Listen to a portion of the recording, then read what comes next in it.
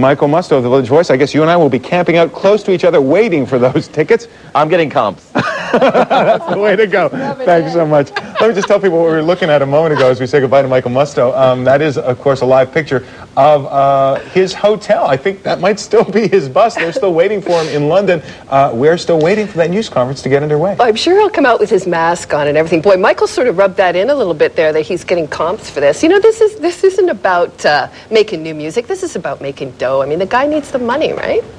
Which brings us back to our question of the day. Our colleague Jim Clancy, who can shake it with the best of them, I think it needs to be said, asks the following. Can 50-year-old Michael Jackson moonwalk his way back to the top of the pops? Interestingly worded. What, is it that he's 50 that Jim doesn't quite believe it? Or is it that he's, like, weird? How many people under 50 use the phrase top of the pops? You can send in a thought about that. Email all of that to Clancy@CNN.com. Jim will share some of your answers in the next hour. Yeah, he's going to get us for teasing him about this. Here he comes right now. Jim's in the studio. Your World Today continues with Jim Clancy, top of the pops himself. I'm Jonathan Mann for calling Mick Edwards. Thanks for being with us. See you in a minute.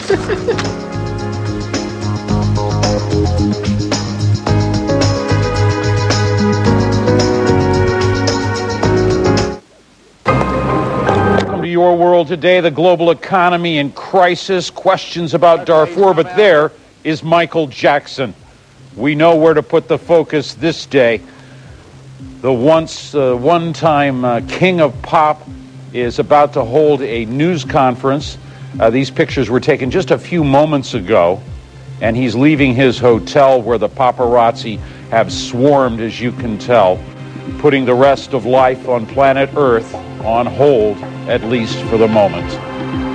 What a scene there. That's London. He's supposed to go to the arena, the O2 Arena in London, where he's going to be announcing a series of concerts coming up this summer. It is a comeback bid, we are told. The details of this, not clear. Well, that we don't want to see that. That was the Prime Minister. This is Michael Jackson. In recent years, his music, of course, has been overshadowed by, well, let's be honest, the lawsuits and, well, the weird stories.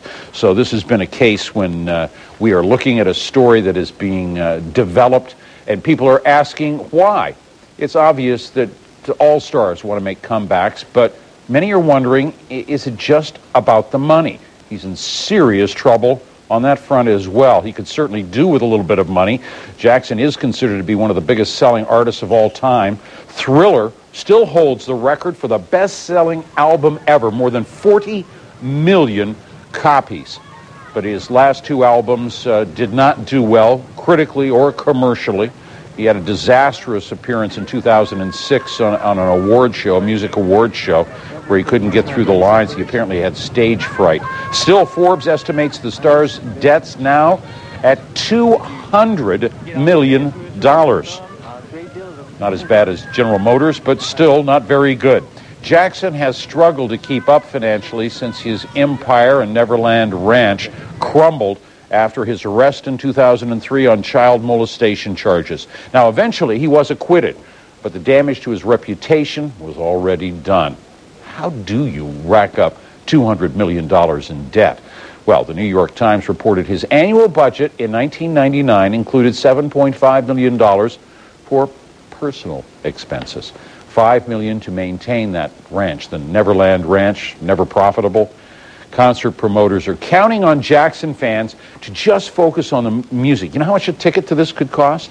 It could cost £1,000, British pounds. That's about 1,500 US dollars to a ticket to see him. Some people already questioning, wondering, is he going to be able to sell out that stadium? Is he going to be able to get the fans to come in, a new generation of them? Well, I've been asking this question today. All right, I want to hear from you because I know how much you're concerned about this. Can a 50-year-old Michael Jackson moonwalk his way back to the top of the pops? That's what I want to know. Why do you think he can do it, or maybe why you think he can't? Shoot me an email, Clancy@CNN.com. CNN.